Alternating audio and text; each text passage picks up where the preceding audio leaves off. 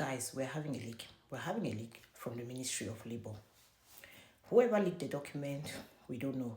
But according to this article up here, apart from the reform that we all already know that is coming to Bürgergeld, to what is going to be the new Grundsicherung, new basic security in Germany, people who will be receiving financial assistance from Jobcenter. The government also plans, mostly from the side of the CDO, there is now this new proposal that including all the other sanctions that we already know about the 30% cut if you miss appointments, withholding to pay your rents if you further miss appointments, and even going right up to stopping your money completely for the month if you don't attend appointments. CDO and CSU, the coalition government, is planning to also introduce the fact that when you want to even belong to Jobcenter, you have to sign a contract. So according to this new document that is leaked, they are proposing, mostly this proposal is coming from CDU, CSU, because SPD is not in accordance with what is going on. They're saying they want that people should sign a contract between you and your job center where you'll be receiving money, so that it'll be easier for them to implement all the sanctions they want to implement.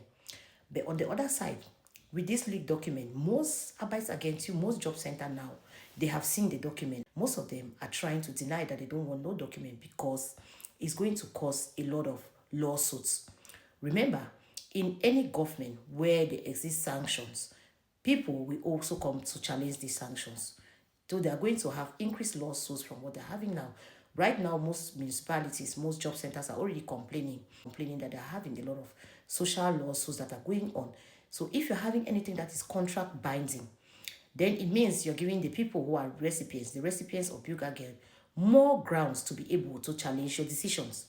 First, signing of the contract. Is it even constitutionally allowed? It's the first thing most job centers are trying to bring in the foreground, in the forefront, so that these politicians can see. Constitutionally, it has to be binding. Also, many of the people that receive money from Job Center, some of them are not even versed with the German language to that extent that you will say, if you're signing a contract with somebody, how far does this person even understand that contract that the person is signing?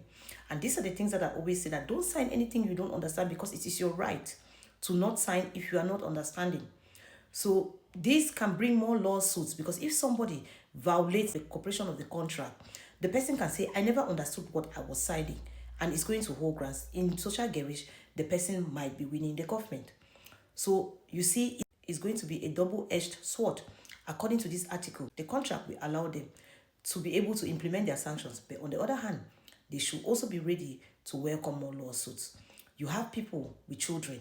If you are sick, you miss appointments, and you had emergency with your child, and they give you the sanctions that you're giving, you have the right to take them to social garage and say, no, my child was sick, and you can prove it.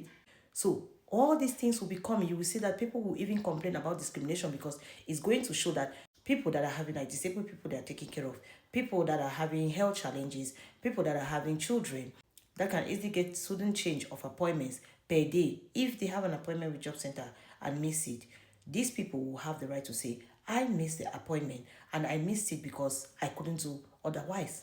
So how does Job Center want to prove in front of society that they are right to punish a mother who maybe was called from the kindergarten that your child got hurt? You have to run with that child to the hospital. The first thing that person will be doing is not to turn to Job Center for an appointment. You will be rushing with your child to the hospital. So you see that the contract is not going to be standard. It will be discriminating some certain population of people. And apart from that, most municipalities, most communities are already complaining that it's even going to give them more bureaucracy, when right now they're trying to reduce their bureaucracy. You remember that most job centers are already going digital.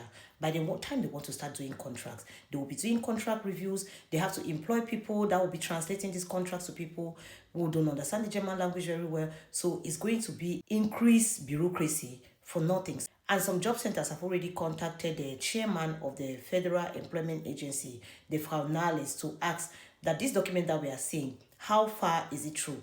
Frau Nahles says she's not going to say anything to the document because it was something internal. The document was leaked. So everything is in the pipeline. We don't even know if it's going to be implemented. So let's just be on the watch.